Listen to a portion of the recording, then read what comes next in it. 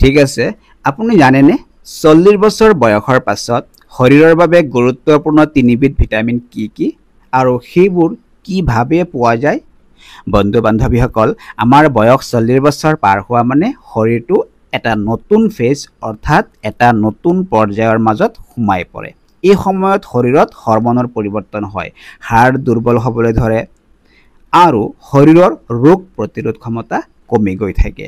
সেইবাবে এই বয়সত শৰীৰটোক ঠিক ৰাখিবলৈ আমাক লাগিব অলপ সঠিক পুষ্টি, বিশেষকৈ কিছুমান গুৰুত্বপূৰ্ণ ভিটামিন যিয়ে শৰীৰটোক ভিতৰৰ পৰা শক্তি দিয়ে। আজি মই আলোচনা কৰিম 40 বছৰ বয়সৰ পাছত কোন তিনিটা ভিটামিন শৰীৰৰ বাবে খুব বেছি দৰকাৰী আৰু সেইবোৰ সহজে কোনবোৰ খাদ্যৰ পৰা পোৱা যায়। প্ৰথম 1 নম্বৰত চাওক ভিটামিন ডি। ই হাড়ৰ বন্ধু। 40 বছৰ বয়সৰ পাছত শৰীৰৰ হাড়বোৰে কেলছিয়াম হেৰাই গৈ থাকে। এই সময়ত ভিটামিন ডিৰ খুবেই প্ৰয়োজন, কাৰণ ভিটামিন ডিয়ে শৰীৰক কেলছিয়াম শোষণ কৰাত সহায় কৰে। শৰীৰত ভিটামিন ডিৰ অভাৱ হ'লে কি হ'ব পাৰে? হাড় দুৰ্বল হৈ যায়, শৰীৰত বিভিন্ন ধৰণৰ বিষ হয়, হাড় ক্ষয় যায়, থনুকা হৈ যায়, মানে হাড়ৰ ডেন্সিটি কমি যায়। আনহাতে সৰু সুৰা দুৰ্ঘটনাত হাড় সহজে ভাঙি যোৱাৰ চান্স থাকে। এতিয়া আমি ভিটামিন ডি কেনেকৈ পাম? যদি আমি ৰাতিপুৱা সূৰ্যৰ কোমল ৰ'দ কমেও 15 পৰা 20 মিনিট সময় লওঁ, তেতিয়াহ'লে ই আমাৰ স্কিনক ভিটামিন ডি তৈয়াৰ কৰাত সহায় কৰে। তাৰোপৰি গাখীৰ, দৈ, কণী, বিভিন্ন প্ৰকাৰৰ মাছ আদিৰ পৰাও ভিটামিন ডি পোৱা যায়। আৰু যদি ভিটামিন ডিৰ ছাপ্লিমেণ্টৰ প্ৰয়োজন হয়, তেন্তে ডক্তৰৰ পৰামৰ্শ অনুসৰিহে ভিটামিন ডিৰ ছাপ্লিমেণ্ট ব্যৱহাৰ কৰিব পাৰে। 2 নম্বৰত ভিটামিন B12। ই স্নায়ুতন্ত্ৰৰ বাবে অতি গুৰুত্বপূৰ্ণ। আমাৰ মগজু, স্নায়ুতন্ত্ৰ আৰু শৰীৰত তেজ গঠনৰ বাবে ভিটামিন B12ৰ অতি প্ৰয়োজন। বয়স বাঢ়িলে শৰীৰত ভিটামিন B12ৰ শোষণ ক্ষমতা কমি যায়। ঠিক আছে, এতিয়া ভিটামিন B12ৰ অভাৱ হ'লে কি হ'ব পাৰে? অত্যন্ত ক্লান্তি, মানসিক দুৰ্বলতা, স্মৃতিশক্তি কমি যোৱা মানে পাহৰি যোৱা, হাত ভৰি জিনজিননি ধৰা আদি বিভিন্ন প্ৰকাৰৰ সমস্যাৰ সৃষ্টি হ'ব পাৰে। এতিয়া ভিটামিন B12 কোনবোৰ খাদ্যৰ পৰা পোৱা যায়?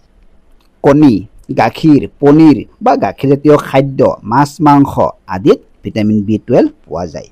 যিসকলে মাছ মাংস নাখায় অৰ্থাৎ নিৰামিষভোজী, সেইসকলৰ বাবে ভিটামিন B12ৰ ছাপ্লিমেণ্টৰ প্ৰয়োজন হ'ব পাৰে। ঠিক আছে, এতিয়া 3 নম্বৰত ভিটামিন চি। ই হ'ল ৰোগ প্ৰতিৰোধৰ অস্ত্ৰ। আমাৰ শৰীৰৰ ইমিউন চিষ্টেম শক্তিশালী কৰিবলৈ আটাইতকৈ গুৰুত্বপূৰ্ণ ভূমিকা পালন কৰে ভিটামিন চিয়ে। ই আমাৰ স্কিন হেল্ডি কৰি ৰাখে। এতিয়া আমাৰ বয়সৰ চাপ কম হ'ব, আইৰণৰ শোষণ ক্ষমতা বঢ়ায়। আনহাতে বৃদ্ধ বয়সত ইনফ্লেমেশ্যন হ'লে মানে প্ৰদাহ হ'লে, তেতিয়া সেইটো হেলিং কৰাত সহায় কৰে ভিটামিন চিয়ে। এতিয়া ভিটামিন চিৰ অভাৱ হ'লে কি হ'ব পাৰে? ঠিক আছে, ঘনাই ঘনাই জ্বৰ চৰ্দি হয়, স্কিন ড্ৰাই হয়, কটা চিঙা সোনকালে নুশুকায়, দাঁতৰ আলুৰ পৰা তেজ ওলায়, এনেকুৱা নানা প্ৰকাৰৰ সমস্যা হোৱা দেখা যায়। এতিয়া কথা হ'ল ভিটামিন চিৰ উৎস কি, ক'ৰ পৰা পোৱা যায়? নেমু টেঙা, কমলা, বিলাহী, আমলখি, অমৰা, মধুৰিআম আদিৰ পৰা ভিটামিন চি পোৱা যায়। এইবোৰ খাদ্যৰ পৰা ভিটামিন চি বহুত পোৱা যায়। প্ৰয়োজন সাপেক্ষে যদি আপোনাৰ দৰকাৰ হয়, ডক্তৰৰ পৰামৰ্শ অনুসৰি ভিটামিন চিৰ ছাপ্লিমেণ্টটো আপুনি ল'ব পাৰে। বন্ধুসকল, 40 বছৰ বয়সৰ পাছত আমাৰ শৰীৰৰ যত্ন লোৱা খুবেই উচিত আৰু এই তিনিবিধ ভিটামিনযুক্ত খাদ্য আহাৰৰ লগত যাতে সংযোগ থাকে তাৰ প্ৰতি ধ্যান ৰাখিব লাগে। সুস্থ থাকিবলৈ হ'লে কেৱল ঔষধ আৰু ব্যায়ামেই যে যথেষ্ট সেয়াও নহয়, পুষ্টিকৰ আহাৰ আটাইতকৈ গুৰুত্বপূৰ্ণ।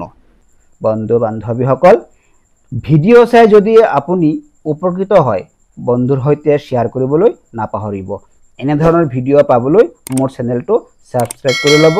সুখত থাকক, সুস্থ থাকক, সদায় পৰ্যাপ্ত পৰিমাণে পানী খাব, দৈনিক কমেও 1-1.5 ঘণ্টা ব্যায়াম কৰিব। আকৌ লগ পাম নতুন ভিডিঅ'ত, নতুন টপিকছত। তেতিয়ালৈকে মোক আহিব দিয়ক। ধন্যবাদ।